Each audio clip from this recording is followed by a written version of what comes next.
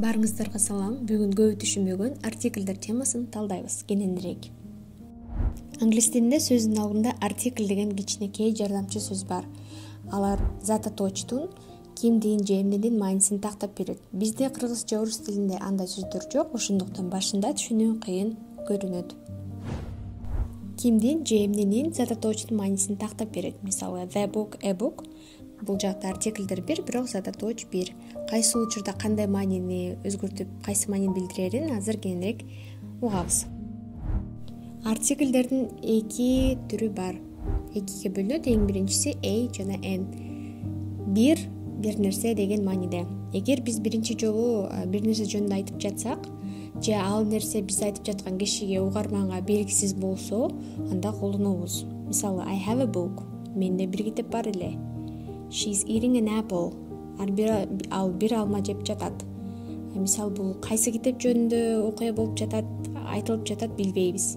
Эмне алма жеп жатат билбейбиз, бирок жалпысын алма жеп жатат деп айтабыз. Кыргызча которгондо бир дегендей болот, бирок кээде аны сөзмө сөз которбой эле түшүнүү керек. Ошондо кайсынысы болуп калат, a же n деп жатсаңыз, анда a артикли эгер сөз үнсүз тамгадан башталса, алдына a кошобуз. Эгерде сөз үндүү тамгадан башталса, анда артиклди n деп өзгөртөбүз. Мисалы, she plays a game. Бул жакта game'ди оюн сөзү ж тамгасы үнсүз. Ал эми she eats an egg. Бул жакта egg сөзү и тамгасы үндүү болгондуктан a артикль n болуп өзгөрүп кетет. Бирок экөөнүн мааниси, ролу бирдей. Ал эми the артикли белгилүү, так ошол, жанагы, ушул дегенди билдирет. Мисалы, эгер биз же угуп жаткан адам ал нерсени жакшы билсе, сөз болуп жаткан нерсе жөнүндө билсе, мурда айтылган болсо, анда колдонобуз. Мисалы, I see the book on the table.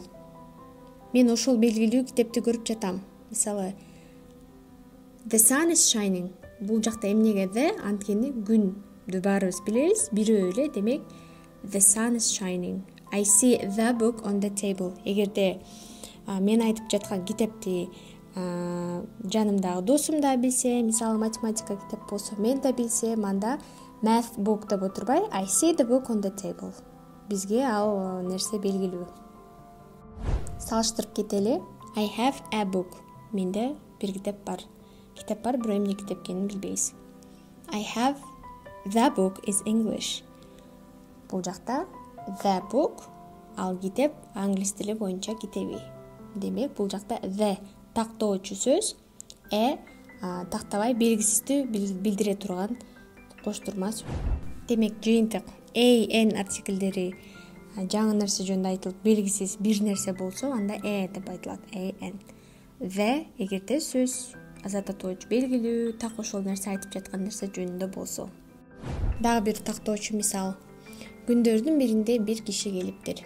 Бул жерде a артикли колдонулат. There was a man. Бир киши болуптур. Ошол кишини баары таныптыр. People knew the man. Ошол кишини тааныптыр. Мисалы, I bought a book. Мен китеп алдым. I can't see the book. Мен жанагы китепти таппай жатам, көрбөй жатам. Демек, сиздер үчүн тест практика. Бул жакта сүрөттөрдү көрүп, the менен айтылабы же менен айтылабы заттарды атайсыз. Мисалы, биринчи китеп. Жашыл English Grammar китеби турат. Демек, бул жакта эмне артикл колдонулат? Эң туура the English book. The English Green book. Экинчи сүрөт.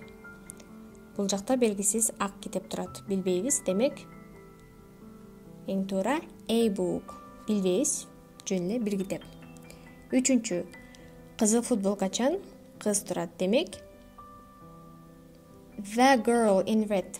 Жанагы кызыл кофтачан кыз. Ал эми төртүнчү. Биз тааныган киши эң туура a man. Бир киши, бир. Кунт коюп көргөнүңүз үчүн рахмат. Лайк басып, катталып, сабактарды өткөрбөңүз.